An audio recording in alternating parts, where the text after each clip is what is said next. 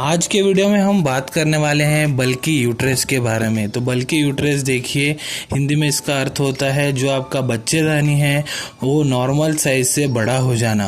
तो बल्की यूट्रस क्या होता है, उसके क्या कारण होते हैं, जिनको होता है उनमें क्या क्या लक्षण देखने को मिलते हैं, इसमें आपको क्या डाइट फॉलो करनी चाहिए, क्या इसका ट्रीटमेंट होता है, कौन कौन सी योगा आसना आपको इसमें करने चाहिए। ट्रीटमेंट में मैं एलोपैथिक एस्पेक्ट, आयुर्वेदिक एस्पेक्ट दोनों के बारे में चर्चा करने वाला हूँ। तो वीडियो को शुरू से लेकर अंत तक ज़रूर देखें। नमस्कार दोस्तों, आप देख रहे हैं यूट्यूब चैनल वेंकटेश एच पुजार और मैं हूं डॉक्टर वेंकटेश एच पुजार। आइए आज की चर्चा को शुरू करते हैं। तो देखिए, बल्की यूट्रस को एनलार्ज यूट्रस भी बोला जाता है। तो क्या होता है, जो हमारा यूट्रस का साइज़ होना चाहिए उससे जब हमारा यूट्रस बड़ा हो जाता है उसको बल्की यूट्रस बोलते हैं। जो ये बल्की यूट्रस होता है ये एक लक्षण होता है जो बहुत सारी महिलाओं में होने वाली समस्याएं हैं, उसका मात्र यह एक लक्षण है जो कि ट्रीटमेंट देने पे ठीक हो जाता है। तो देखिए, जो महिलाओं का यूट्रस रहता है उसका नॉर्मल डायमेंशन होता है वो 8 सेंटीमीटर लॉन्ग होता है, 5 सेंटीमीटर अक्रॉस होता है, 4 सेंटीमीटर उसका थिकनेस रहता है। 9 से 10 सेंटीमीटर लॉन्ग होगा तो भी उसको हम ओके नॉर्मल बोल सकते हैं। लेकिन जब यूट्रस का साइज़ 12 सेंटीमीटर लॉन्ग हो जाता है, 6 सेंटीमीटर थिक मोटापा उसमें आ जाता है, तो ऐसी कंडीशन को बल्की यूट्रस बोला जाता है। आइए बात करेंगे कारण क्या होता है बल्की यूट्रस होने का। तो देखिए, पहला होता है यूट्राइन फाइब्रॉइड्स, मतलब बच्चेदानी में गांठ होना। तो ये नॉन कैंसरस ट्यूमर्स होते हैं जो ग्रो होता है यूट्रस के अंदर। तो इस वजह से भी यूट्रस का साइज बढ़ जाता है। अगला इसका कारण है एडिनोमायोसिस। तो इसमें क्या होता है, यूट्रस लेयर एंडोमेट्रियम मैटर जो होता है, मायोमेट्रियम, दोनों uterus layer endometrium matter myometrium में उलझ जाते हैं, इसको बोलते हैं एडिनोमायोसिस। अगला कारण होता है प्रेगनेंसी। जब महिलाएं गर्भ धारण करती हैं तब भी जो साइज है यूट्रस का नॉर्मल से बड़ा हो जाता है, तो ऐसे कारण भी बल्कि यूट्रस हो जाता है। अगला कारण है PCOS, पॉलीसिस्टिक ओवेरियन सिंड्रोम।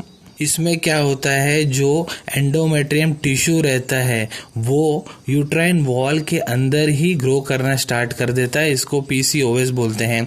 आइए अब हम जानते हैं जिनको बल्की यूट्रस की समस्या हुई है उनमें क्या क्या लक्षण जनरली देखने को मिलते हैं। तो सबसे पहला देखिए, उनको बहुत इर्रेगुलर मेंस्ट्रुअल साइकिल होते हैं। जो मासिक उनका मेंस्ट्रुअल साइकिल रहता है बहुत इर्रेगुलर होता है, टाइम टू टाइम नहीं होता है। अगला है बहुत हैवी ब्लीडिंग होता है उनको, और एकदम पेट का जो निचला भाग है बहुत ज़्यादा दर्द होना चालू हो जाता है, और उनका यूट्रस में स्वेलिंग आ जाता है, बहुत ज़्यादा उनमें कमर दर्द रहती है। और कुछ महिलाएं जिनको मेनोपॉज हो चुका है, मतलब जो 45 की उम्र में, 50 की उम्र में महिलाओं का जो साइकिल बंद होने का एज होता है, बंद होने के बाद भी उनको बहुत ज़्यादा समस्याएं झेलनी पड़ती हैं, और बहुत ज़्यादा रक्तस्राव होता है पोस्ट मेनोपॉजल भी, और इर्रेगुलर वेजाइना से डिस्चार्ज आता रहता है। और उनको जब सेक्स करते हैं, जो सेक्सुअल इंटरकोर्स करते हैं, उस वक्त बहुत ज़्यादा पेन होता है और बहुत ज़्यादा रक्तस्राव होता है जब पीरियड्स हो रहा होता है, जिस वजह से उनमें खून की कमी, एनीमिया हो जाता है, और उनका वजन जो है और उनका जो पेट रहता है ना उसके चारों तरफ मोटापा बढ़ जाता है, और उनका लोअर एब्डोमेन साइड में मांस ज़्यादा बढ़ जाता है, पिंपल्स, एक्ने आने की समस्या हो जाती है, शरीर में बहुत ज़्यादा बाल उगने लग जाते हैं, चेहरे पे हो गया, आर्मपिट्स में हो गया, तो बहुत ज़्यादा बाल ग्रो होने लग जाते हैं। ब्रेस्ट जो है एकदम पेनफुल रहता है, ब्रेस्ट में, स्तनों में बहुत ज़्यादा दर्द होना चालू हो जाता है। कॉन्स्टिपेशन की समस्या हो जाती है, मतलब मलबद्धता की समस्या हो जाती है। 5-6 दिन एकदम मोशन ही नहीं होता है, कभी कभी बहुत जोर लगाने के बाद उनको मोशंस होते हैं। और क्या होता है, स्किन बहुत पेल हो जाती है और बहुत ज़्यादा थकावट बनी रहती है। तो ये सारे लक्षण रहते हैं बल्की यूट्रस के पेशेंट में। आइए अब बात करते हैं जिन लोगों को बल्कि यूट्रस है। देखो पता कैसे लगता है डॉक्टर्स को कि इसको बल्कि यूट्रस है।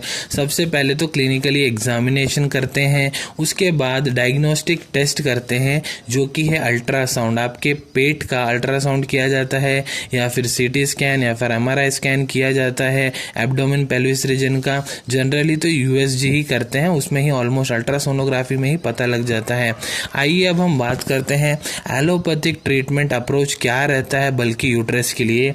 तो देखिए सबसे पहले इसमें NSAIDs दिए जाते हैं, पेन किलर की दवाइयाँ दी जाती हैं। अगला इसमें कॉन्ट्रासेप्शन पिल्स आपको लेने को कहा जाता है और कुछ कंडीशन में इंट्रा यूट्राइन डिवाइसेस भी लगाए जाते हैं। और लास्ट ऑप्शन आता है हिस्टेरेक्टोमी का। हिस्टेरेक्टोमी क्या होता है? सर्जरी करके आपका जो गर्भकोश रहता है, यूट्रस रहता है, उसको निकाल दिया जाता है, लेकिन ये बहुत सीवियर केसेस में ही किया जाता है। आइए अब हम बात करते हैं आयुर्वेदिक अप्रोच क्या रहता है बल्कि यूट्रस का। तो आयुर्वेदिक में देखिए जो कुछ बहुत ज़्यादा यूज़ करी जाने वाली दवाइयाँ हैं उनके बारे में मैं आपको बताने वाला हूँ। तो डॉक्टर जनरली देखिए कांचनारा गुगलू हो गया, चंद्रप्रभा वटी हो गई, दशमूलारिष्ट हो गया, M2 टैबलेट्स हो गया, राजा रजा प्रवर्तनी वटी हो गई, हरिद्रा खंड हो गया, अशोकारिष्टा, त्रिफला गुगलू, वरुणादि कषाया, आरोग्यवर्धिनी वटी, प्रवाड़ पंचामृत रस, विदारी कंडा, ये सब टैबलेट्स के जो है कॉम्बिनेशन में आपको देते हैं। इनमें से कौन से टैबलेट सेलेक्ट करने हैं वो आपके डॉक्टर डिसाइड करते हैं। कितने दिन तक आपको देना है वो क्लिनिकल एग्जामिनेशन के बाद वो आपको बता देंगे। तो ये सब मेडिसिन जब देते हैं इनमें बहुत अच्छा रिजल्ट मिलता है और पेशेंट्स को बेनिफिट होते हुए मैंने देखा है।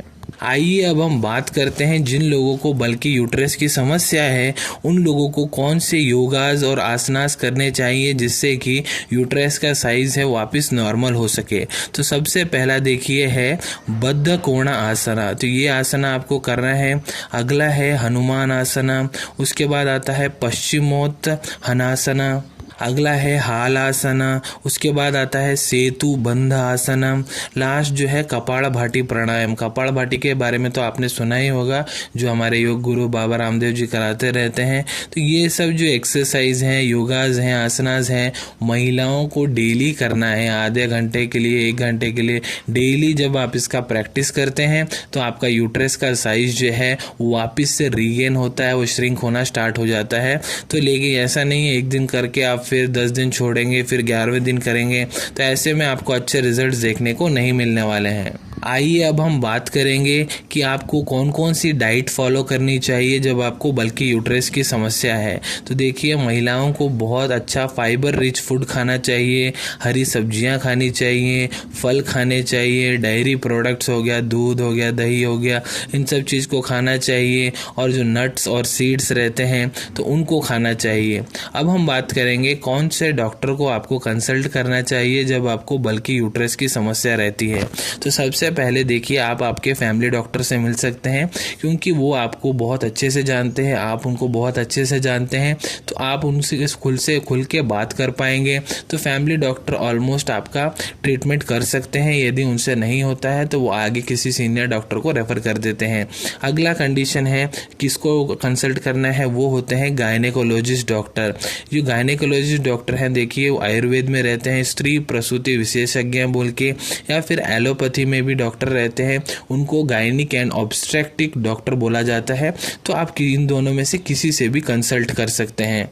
तो आशा करता हूँ बल्कि यूट्रस के बारे में जितनी जानकारी मैंने आपको इस वीडियो में दी है आप सभी को बहुत अच्छे से समझ में आ गई होंगी। यदि आप आगे भी इसी तरीके के मेडिकल वीडियोस देखना चाहते हैं तो चैनल को सब्सक्राइब कर लीजिए। वो जो बाजू में आपको लाल बटन दिख रहा है उसको दबा दीजिए। अगर आप उसको दबा देते हैं तो हमारे आगे सारे आने वाली वीडियोज़ आप तक जल्द से जल्द पहुँच जाएंगी। यदि ये वीडियो आपको पसंद आया है लाइक का बटन दबाएँ और इस वीडियो को ज़्यादा से ज़्यादा अपने दोस्तों के साथ शेयर करें। इस वीडियो को देखने के बाद भी यदि आपके मन में कोई भी डाउट है हमारे कमेंट सेक्शन में कमेंट कीजिए, मैं उसका उत्तर देने का प्रयत्न करूंगा। तो मिलते हैं आप सभी से अगले वीडियो में कुछ नए विषय के साथ। Till then take care. धन्यवाद।